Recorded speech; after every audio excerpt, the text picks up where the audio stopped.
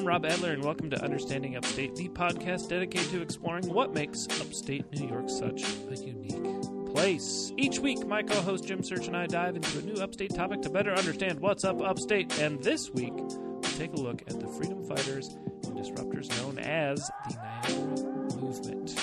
Pretty yes. Cool. Cool shit, man. Yeah. Into it. Cool shit, and, you know, I only knew about it when it came up on our episode list, or, you know, ideas for episodes. So pretty cool stuff I'm excited to talk about it today. This is the thing I'm fumbling over. That's what we're trying to get to. Yeah. It's a great story as far as what the civil rights movement looked like. I would argue the precursors of the civil rights movement that we know of the 60s. This is like the bedrock of what that was. And like some of the tension within it, I didn't know a whole Sure. lot about too. So it's pretty interesting to get into that. Oh yeah, we're gonna get into a whole lot of respectability politics, man. Yeah. Woo! Yeah. And I am ready to light off on that and see how it doesn't work, baby. There you go. All right. Before though, it looks like we have an upstate update. If I'm not mistaken, is that correct? We do. Give me the tune, man. Here we go. You know, I found my kazoo the other day because between our kazoo episode and I don't know, sure, episode, they had a move, so I misplaced it, and I decided not to take it out. I was like, I could bring it back for a few upstate updates. You know what, Jim? Maybe we do have a 100th episode coming out soon. Maybe sure. Maybe I'll bring it out for the anniversary. Maybe we'll see. All right. Well, the Speedy Freaks and Rattlesnake Pete's will have to wait with bated breath to see if the kazoo returns. That's true. You know. Yeah, I had a really good run of continuing to use Boo Your Kazoo for about a month and a half, and then I totally forgot about it. Thank you for the reminder, Jim. Thank you. For sure, man. Nah, you got to bring it back, man. The streets fuck with it for sure. It's great. Let's bring it back to this upstate update before we get too far away from it. Let's hear what you got. All right. So check this out. I was last weekend. I was on my way out to Minister Maestro's birthday party, and Minister Maestro is the owner of Beer Wax. I was on my way out to his birthday party, and when I got there, he said to me, he goes, "Jim, I want you to talk to my buddy Fred here, who is a big fan of Rod Serling." And I said, "You are you?" And sure enough, man, who knew at a birthday party that Rod Serling would be dominating this conversation? Wow. And he did. Fred is very knowledgeable about all things Rod Serling. He went to film school at UCLA. Oh. He did as part of his I don't know, thesis. I'm not sure if that's the best word to describe this final film project, but regardless, he did an adaptation of one of the Twilight Zone episodes for his final which film. Episode? Yeah. I can't remember off the top of my head. That's going to bother me. I think it might have been the boxing episode. Okay. Because as we know, Rod was quite a boxer in his hay. And yeah, we just talked all about it. He met Carol Serling, Rod's wife. Yeah. So very, very cool shit. And my buddy BX Danny is a big Twilight Zone fan too. He was at the party. And so we were talking all things Twilight Zone for the entire event. And I mean, were you talking Twilight Zone pinball? Because if you weren't talking all things. But most things Twilight Zone. 99.95% of the Twilight Zone universe we got into, man. That's a pretty good hit him. Hit him with all the facts too, man. There you go. Hit him with all the great trivia. God, it was great. Did you hit him with great. the number of packs of cigarettes he used to smoke each day? That's my main takeaway from our episode. Man, if that's the main one, Rob, it's the one I didn't. I knew a lot already about Rod Serling and Twilight Zone as a fan myself. That's the main thing I didn't know yet. That's how much the man smoked. The criminal amount of cigarettes the man smoked. But yeah, we got into all things Twilight Zone-ish. Now, just for a point of clarification, was this former bartender at Beer Wax Fred, or is this a separate Fred associated with separate Fred? Oh, a separate Fred. Okay, love to hear that. There's another Fred in the world. All right. There's more than one, and this he was at the last Trivmatic actually. Okay, he's a big hip hop head as well. Yeah, had a great conversation. So it was very very dope. So that is my upstate update for these podcast streets, baby. All right. Very good, Jim. It now dawns on me that we missed an important order of business that we usually do up top, and it's all my fault. But I'm gonna rewind it back real quick just to remind people that if they have something they would like to update us on that happened in upstate New York, they can subscribe, rate, and review the show, and write us a kind review, give us a 5-star rating, and you can throw in that review. Something you'd like us to cover on a future episode. Again, it has to pertain to upstate New York, of course. Right. This is not commiserating about Connecticut, right? This is not downloading Delaware, right? This is understanding upstate. Those are off the top of the head. Right. There was a little bit of pause in there, but those are like off the cuff. So pretty good. And that's the kind of quality we bring here. So if you appreciate that quality, it's 5 stars, guys. 5 stars. All right. 100%. Jim, should we, having said that, shall we move to our main order of business here today in discussing the Niagara Movement? I think so. I think it's time. Let's do it. Let's get into it.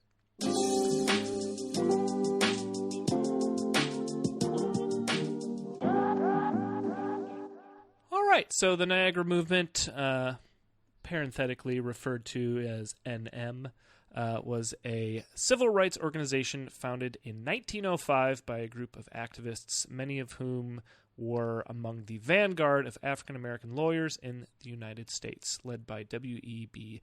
Du Bois and William Monroe Trotter, with Mary Burnett Talbert. The Niagara Movement was organized to oppose racial segregation and disenfranchisement. Its members felt the policy of accommodation and conciliation without voting rights, promoted by Booker T. Washington, was unmanly.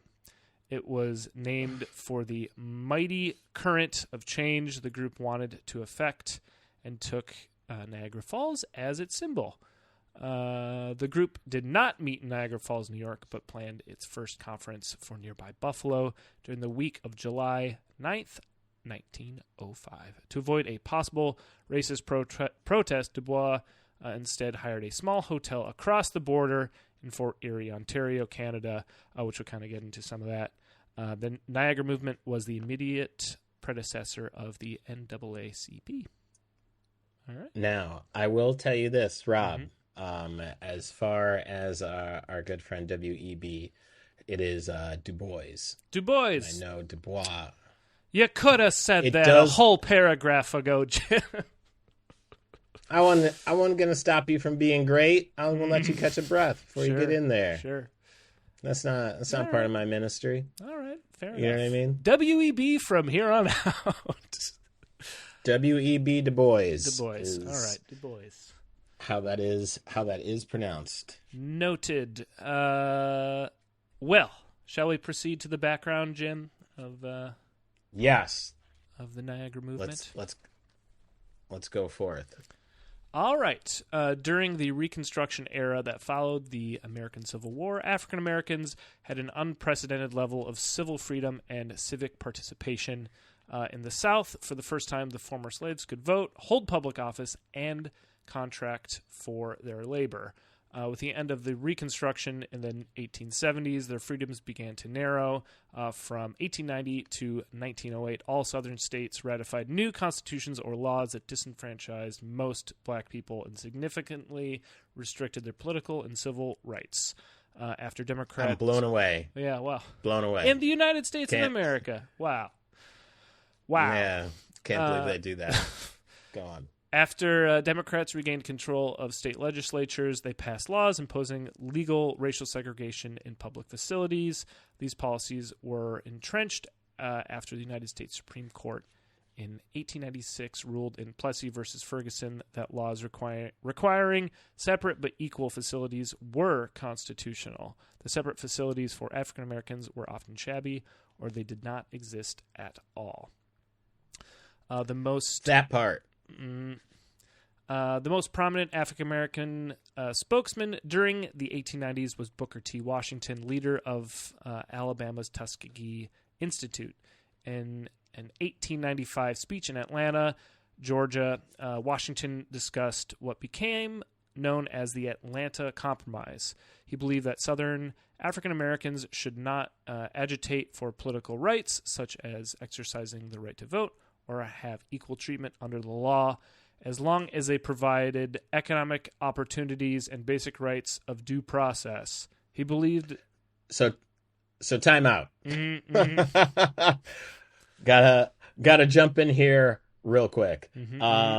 Hate to boo your kazoo here, Booker T. Washington, but if you do not have rights to vote or equal treatment under the law, you cannot have basic rights of due process. Yeah. That is not how it works, dog.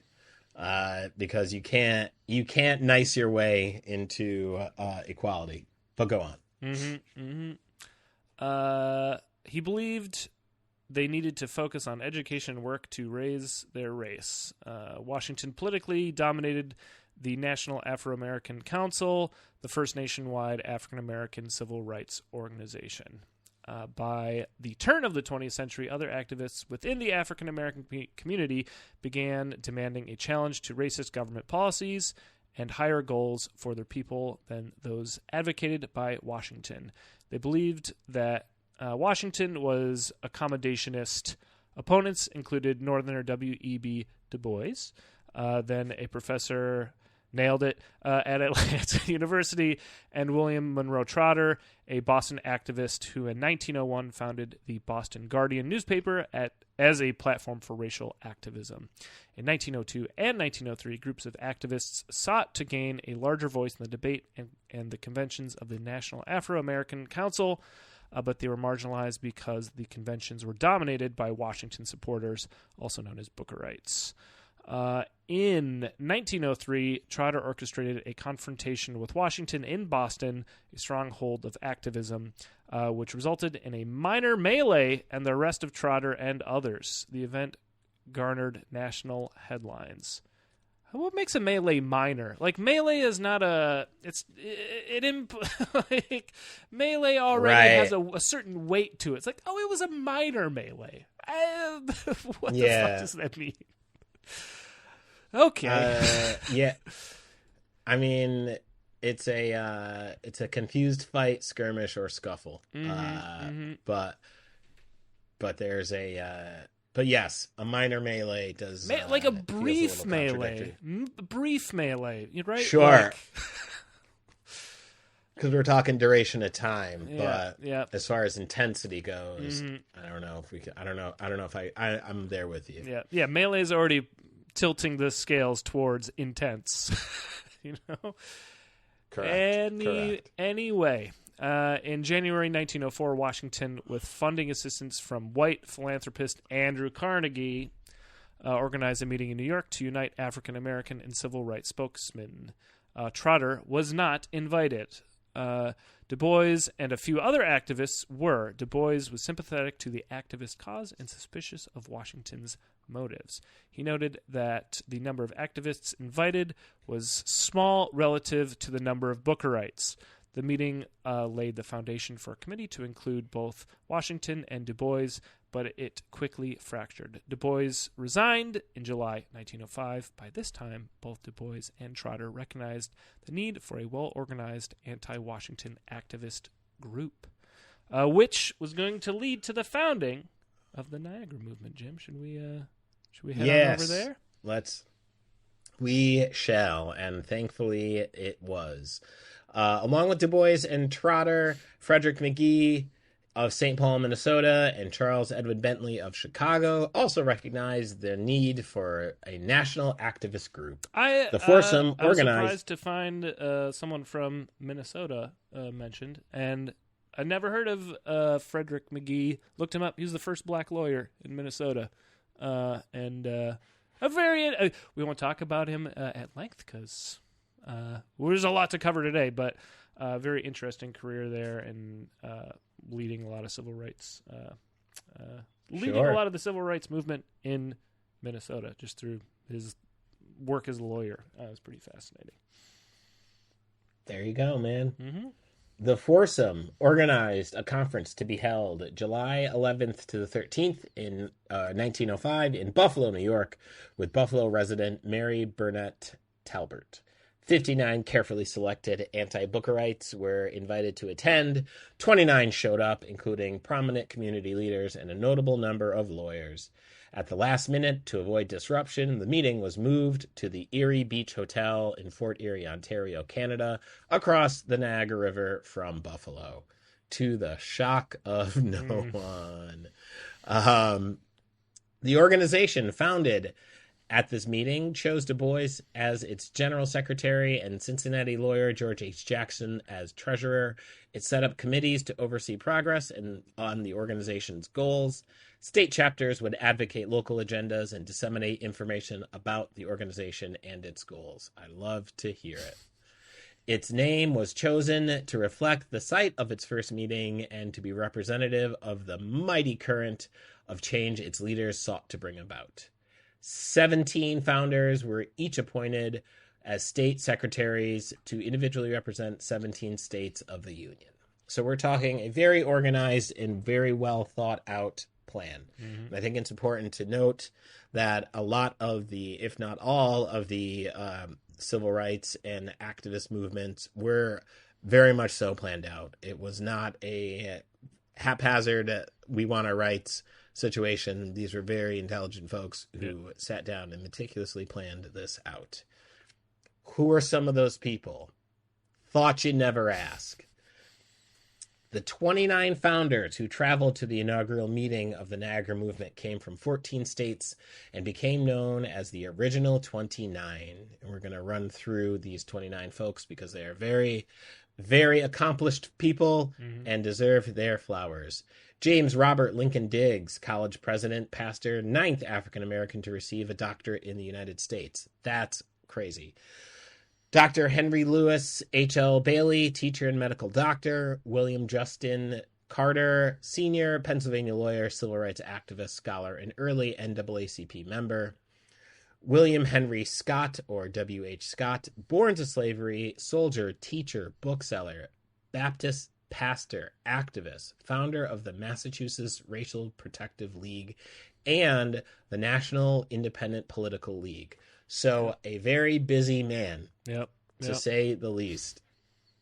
Isaac F. I.F. Bradley Sr., assistant county attorney, Widenet County Justice of the Peace, judge, publisher, and editor of the Widenet Echo, father of Isaac F. Bradley Jr., who was an assistant attorney general for Kansas. Again, these are very high-power people, and we've only got through 5. There are 23 left to go. Alonzo F. Herndon, born into slavery, entrepreneur, and wait for it, folks, one of the first African-American millionaires in the United States. Pretty fucking cool. William Henry W.H. Richards, lawyer and law professor, secured funding from Congress with William Henry Harrison Hart for the first law school building at Howard University. Holy shit. Yeah. Activist, alderman, mayor. William H. Richards, A Remarkable Life of a Remarkable Man, was a biography by Julia B. Nelson, published about 1900. So, again, we ain't even got started, folks. Brown Sylvester Smith, nickname BS, but I don't know if they knew what that meant back then. Kansas City lawyer and city councilor, activist, born to parents who were born into slavery, orphaned young. Frederick L. McGee, William Monroe Trotter, Garnet Russell, Harvey A. Thompson, Columbus, Ohio native, Fisk University, Lemoyne College, shout out upstate, and Meharry Medical College alumni, 9th United States Cavalry, adjutant and first lieutenant of the 8th Illinois Chicago political and business figure, clerkship at the Central Police Station, named Francis Goins. Or married. William married Henry. Francis Goins. Married. William Henry Harrison Hart, born to a white slave trader, jailed activist, secured funding for Congress with W.H. Richards for the first law school building at Howard University, law professor, worked for the United States Treasury, United States Department of Agriculture, assistant librarian of Congress, first black lawyer appointed as special U.S. District Attorney for the District of Columbia. Again, these are not dummies. Lafayette M. Hershaw, W.E. Du Bois, co-founder of the NAACP, Charles Bentley, Clement Morgan, Freeman H.M. Murray, J. Max Barber, George Fraser Miller, rector of the St. Augustine Episcopal Church in Brooklyn, socialist, civil rights activist. George Henry G.H. Woodson, criminal trial attorney, born to newly emancipated slaves, founder and president of both the Iowa Negro Bar Association in 1901, and after being denied membership to the American Bar Association, the National Negro Bar Association in 1925, which became the National Bar Association, not to be confused with the NBA, of which he served as president emeritus. President Coolidge appointed Woodson chairman of the first all-Negro commission ever sent overseas with a mandate to investigate economic conditions in the Virgin Islands. James Madden, bookkeeper, activist, desegregationist, worked to establish the Chicago branch of the Niagara Movement with Charles E. Bentley. Provident Hospital trustee, assisted in founding the Equal Opportunity League. Henry Smith, musician, composer, civil rights activist.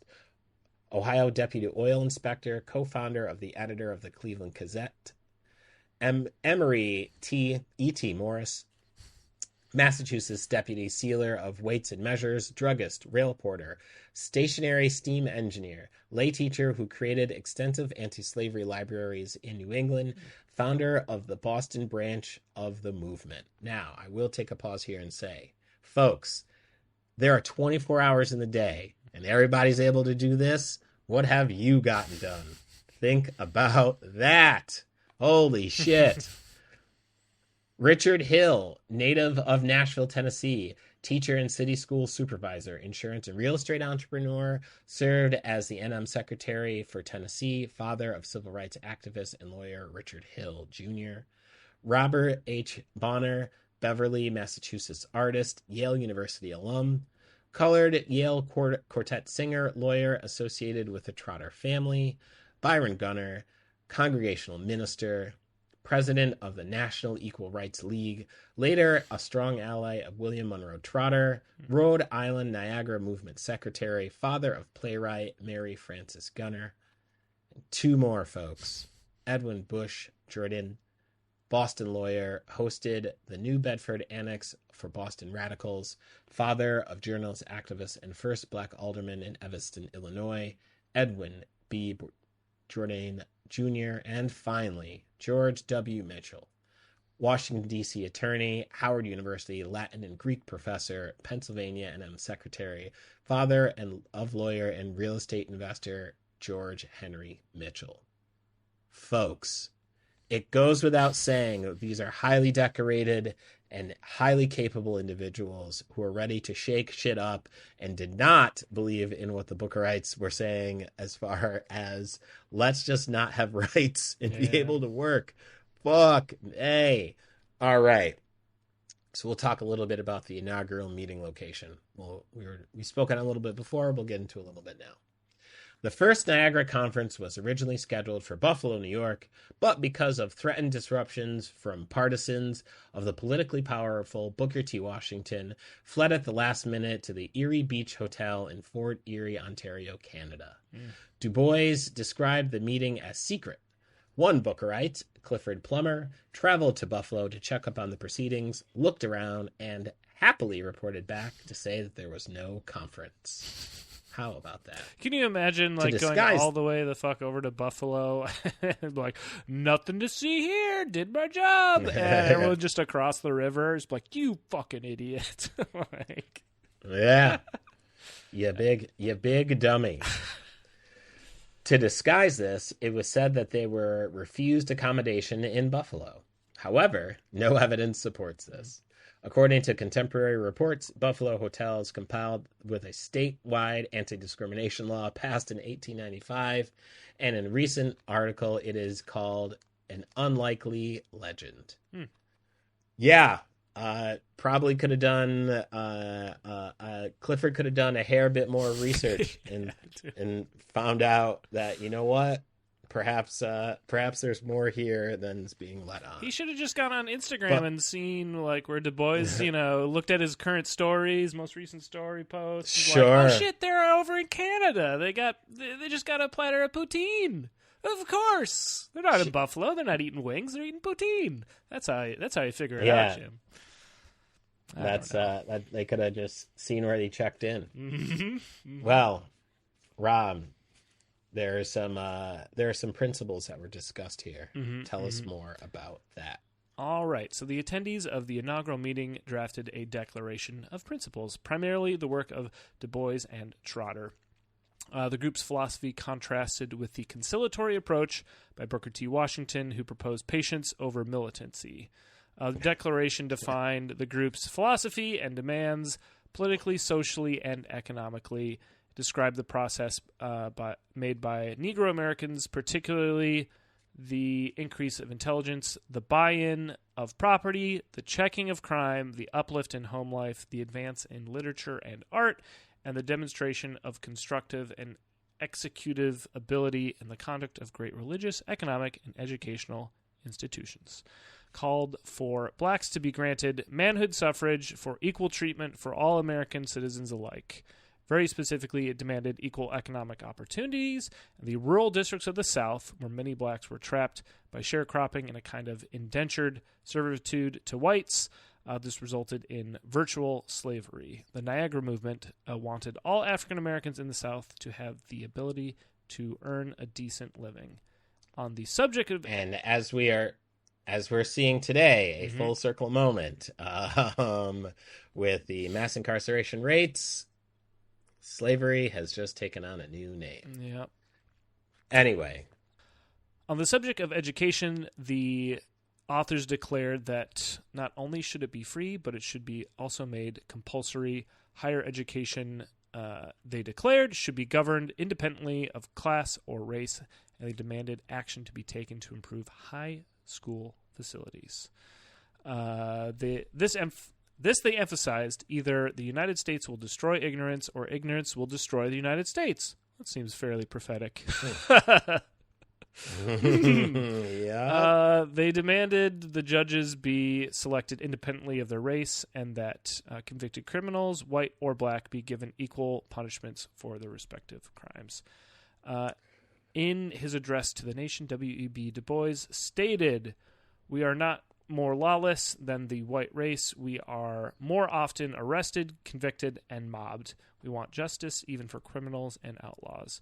He called the abolition of the convict lease system established after the Civil War. Before Southern states built prisons, convicts were leased out to work as cheap laborers for railway contractors, mining companies, and those who farm large plantations. It's chain gangs. Like, it's, that type of shit.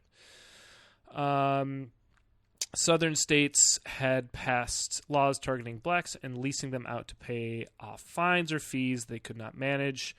The system continued earning money for local jurisdictions and the state from leasing out prisoners. There was little oversight, and many prisoners were abused and worked to death. Urging a return to the faith of our fathers, the Declaration appealed for every person to be considered equal and free. Let's see. The Declaration also targeted the treatment black people received from labor unions, often oppressed and not fully protected by their employers, nor granted permanent employment. Which we talked a little bit about this with the Colored Musicians Club in Buffalo. Yeah. Right. They were not permitted to join the white musicians labor union. This is obviously before that. Slide on over to that episode if you want a little bit more about some of that struggle, particularly in Buffalo and for musicians and what they did about it. Anyway, let's see. It validated the already announced affirmation that such a protest against outright injustice would not cease until such discrimination did. Secondly, Du Bois and Trotter stated the irrationality of discriminating based on one's physical peculiarities, whether it be place of birth or color of skin. Perhaps one's ignorance or immorality, poverty, or disease are legitimate excuses, but not matters over which individuals have no control. What? Perhaps one's... I like... Go ahead. Basically, it's okay to hate people because of how dumb they are, if they're evil. Although I'm kind of mad. I'm a little torn about poverty because do we have control over poverty? Or diseases? Yeah, some diseases we're born with. Yeah. I'll throw a flag on the play for that. Yeah. You got 75%. Sure. 75%, or no, 50% of that was right. Yeah. But also, who's determining what immorality is? There's some holes in this. Anyway, near its end, the document condemns the Jim Crow laws, the rejection of blacks for enlistment in the Navy, and by the military academies, the non-enforcement of the 13th, 14th, and 15th Amendments protecting the rights of the blacks, and the unchristian behaviors of churches that segregate and show prejudice to their black brothers. The Declaration thanked those who stand for equality and the advancement of this cause. There, of course, was opposition to this, the movement and the Declaration, though. Again, Booker T. Washington and his supporters tried to discourage the growth of this rival movement. Washington, Thomas Fortune, and Charles Anderson met after learning of the movement's formation and agreed to suppress the news of it in the black press. They acquired supporters in Archibald Grimke and Kelly Miller, two moderates who had been friendly with Trotter but had been invited by Du Bois to the convention. Fortune's New York Age had hired Grimke, and the Age editorialized that the movement was little more than an attempt to tear down the house that Washington had labored to set up. A Boston supporter of Washington convinced the printer of Trotter's Guardian to withdraw his services. Wow. But Trotter managed to continue printing anyway. Prominent white activists, including Francis Jackson Garrison and Oswald Garrison Villard, family of abolitionist William Lloyd Garrison, a hero of Trotter, refused to attend Trotter-organized commemorations of their father's birth centennial. They chose a celebration organized by Bookerites.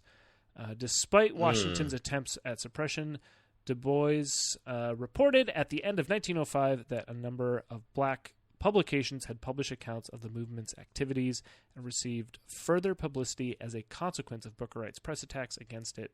Washington also attacked the Constitution League, a multiracial civil rights group that was also opposed to accommodationist policies. The Niagara Movement made common cause with this organization.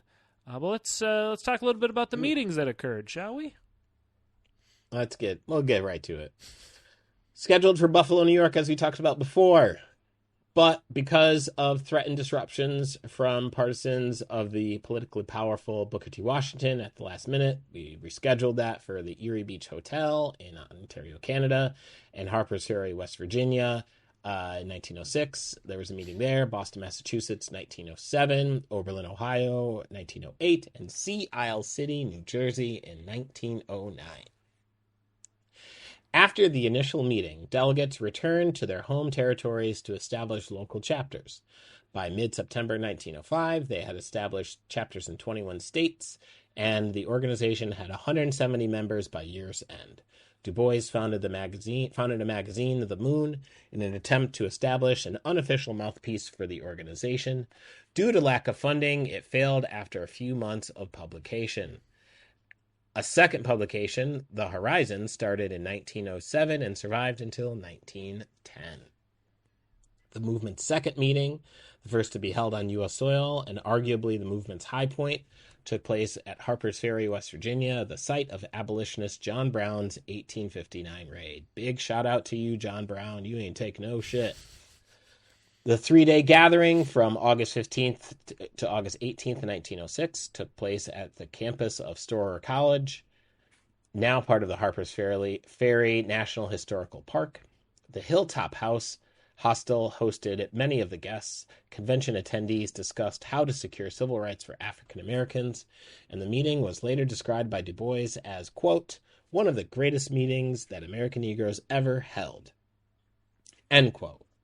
Attendees walked from Storer College to the nearby Murphy family farm, relocation site of the historic fort where John Brown's quest to end slavery reached its bloody climax. Sometimes you gotta shoot a gun, folks. Once there, they removed their shoes and socks to honor the hallowed ground and participated in a ceremony of remembrance.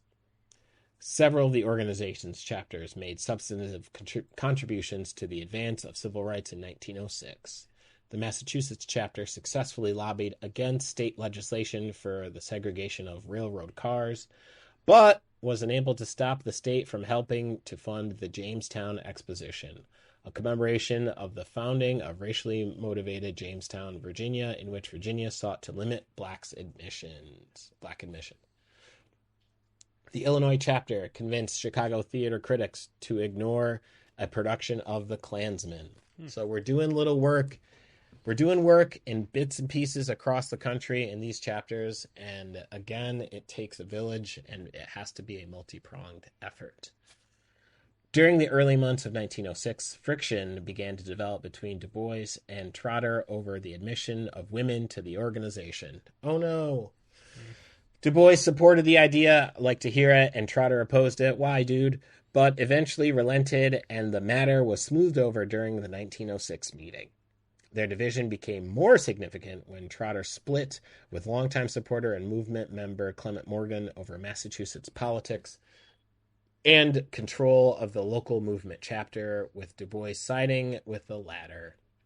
When the movement met in Boston in 1907, Du Bois not only admitted Grimke and Miller to the organization, but he also reappointed Morgan to a leading position in the organization. Further attempts to heal the rift failed, and Trotter then resigned from the movement. In 1906, there were several proposals floated in the black press that the movement be merged with other organizations. None of these proposals got off the ground, with the only substance being a meeting between the movement's Washington, D.C. chapter and members of the Bookerite National Afro-American Council. Stay away from those Bookerites. The movement, in conjunction with the Constitution League, which took Du Bois on as a director, began organizing legal challenges to segregationist laws in early 1907. For an organization with a limited budget, this was an expensive proposition. The single case they mounted challenging Virginia's railroad segregation law put the organization into debt.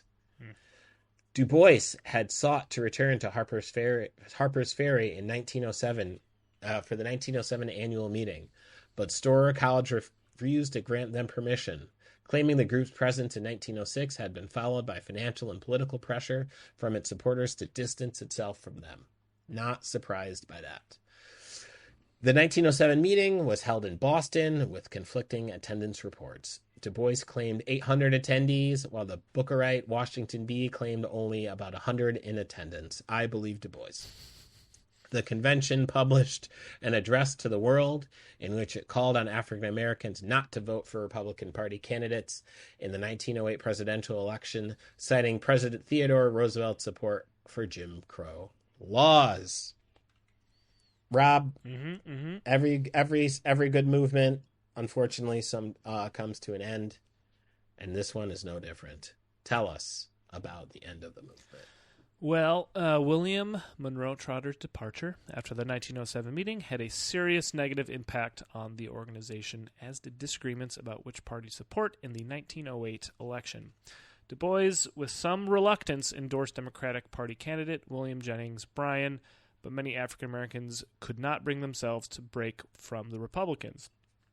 And William Howard Taft won the election, receiving significant African American support.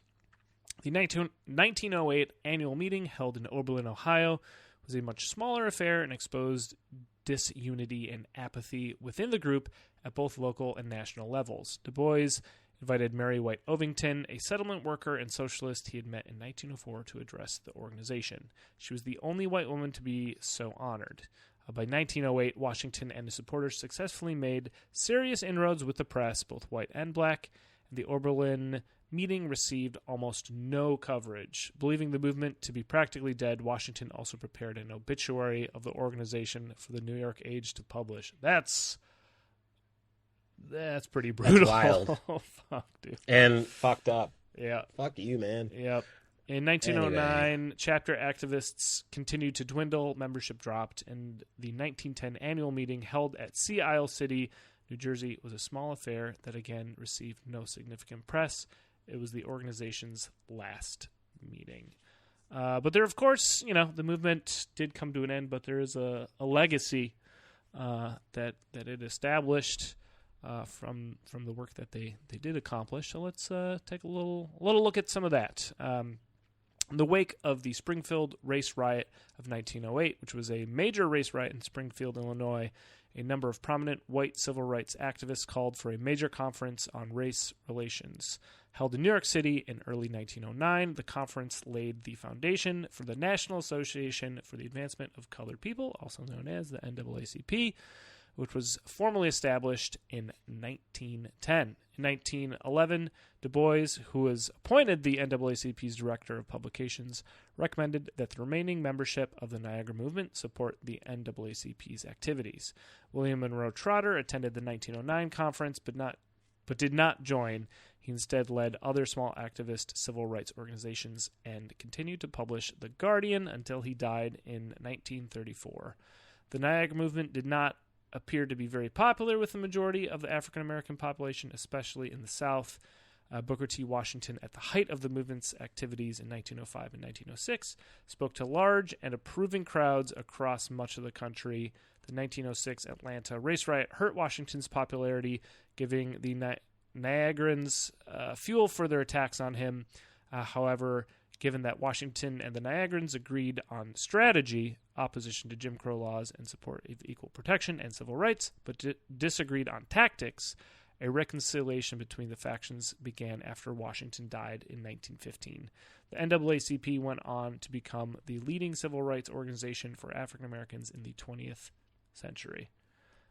So there you go, kind of laying the groundwork for future work to be done.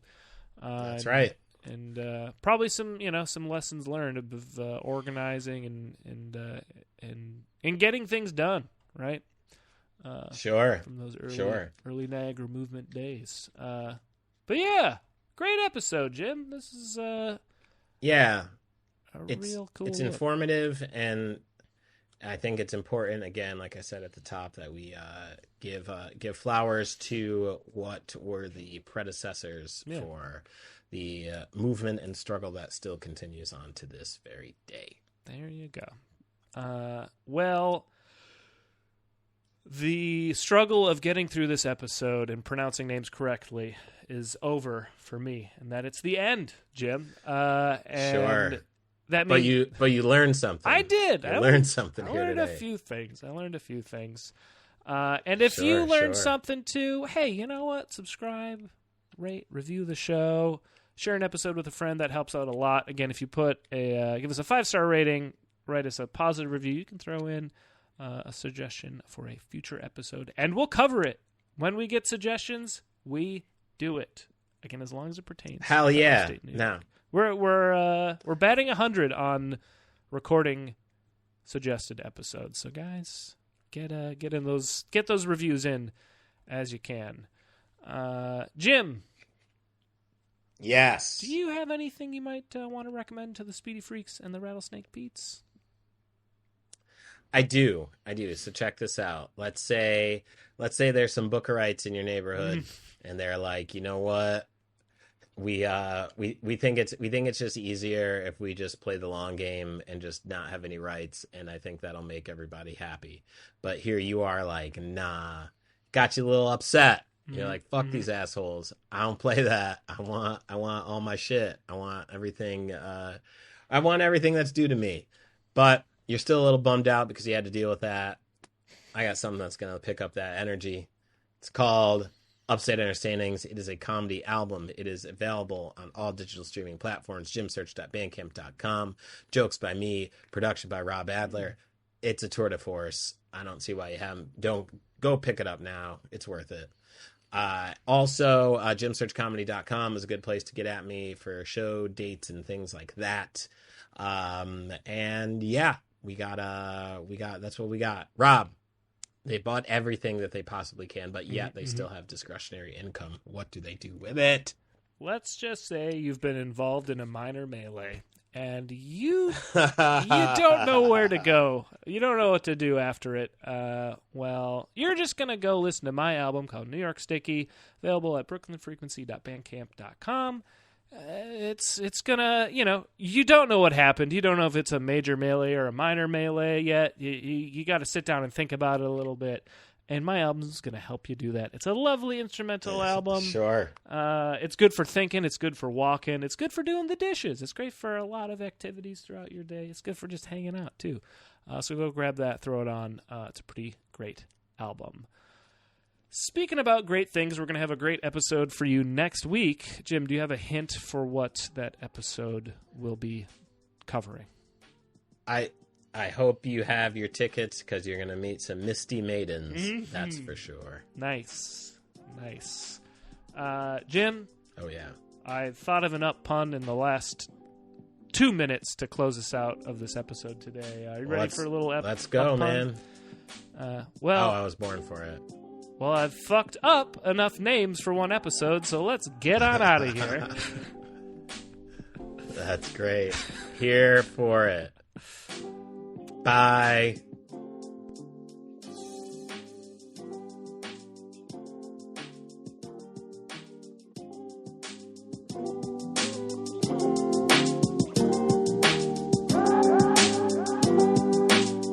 Understanding Upstate is a podcast hosted by Jim Search and Rob Adler, edited by Rob Adler, and music from Regal Monk.